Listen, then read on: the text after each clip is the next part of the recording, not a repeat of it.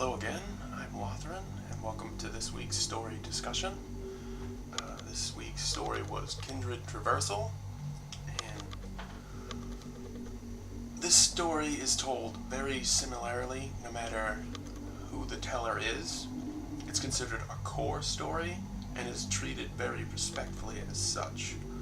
The difference between core stories and regular stories is how very little deviation there is in the retelling of a core story. Jackals will get very upset if you tell a core story wrong, or you get any details incorrect. Very visibly angered if that occurs. Whereas other tales relate a singular value, the cores tend to distill the very essence of what it means to be a jackal. Humans end up having heroes like Hercules, Gilgamesh, and more modern comparison of Spider-Man or Batman or Superman. Jackals have figures known as Mujin, Ephemera, and Arlo.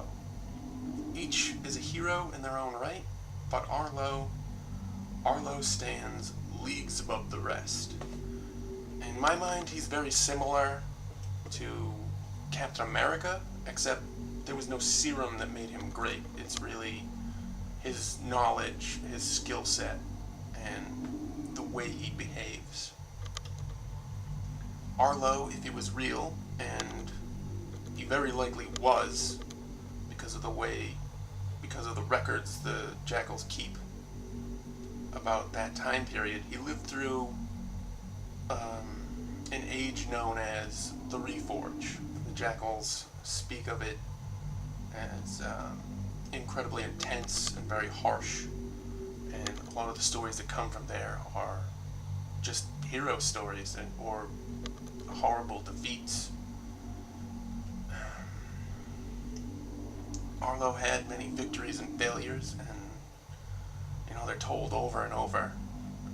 His decisive nature, his indomitable spirit, his iron will, and the enduring life of hardship speak volumes about the jackal and how they view themselves and how much they seek to pass on the story of Arlo himself. It's their own telling of their own hardships through this hero. So we come to the most important part of the discussion, which is the most important part of the story that I told you, is Arlo's grin. If you've ever met a jackal and they never spoke about or referenced Arlo's grin in some form or another, then they either hated you and loathed your very existence, or they weren't a jackal. It's just the truth. The jackal have dozens of interpretations of how to express a thought or action, all based on reference to the phrase Arlo's grin. It can be an excited call of triumph by Arlo's grin. It can be a sarcastic measure of ugliness. By Arlo's grin, I'd rather view a monster.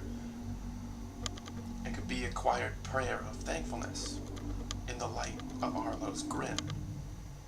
It can be a spiteful curse of utter despair under the weight of Arlo's grin. And it can also be a sweet embrace of long-sought loved ones, the warmth of such a grin. In that case, it's implied, but any jackal would know that you're talking about Arlo's grin in particular.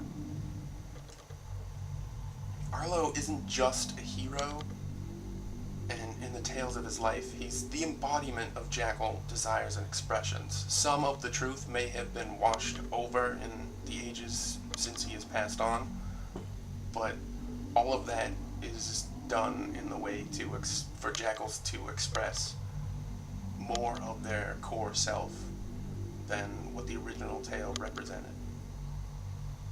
And I hope I don't have to stress how intrinsically important he is to the lifeblood of the jackal. He is their greatest hero and their greatest way to express themselves. There's more statues of Arlo in the deep well than there are of any other figure.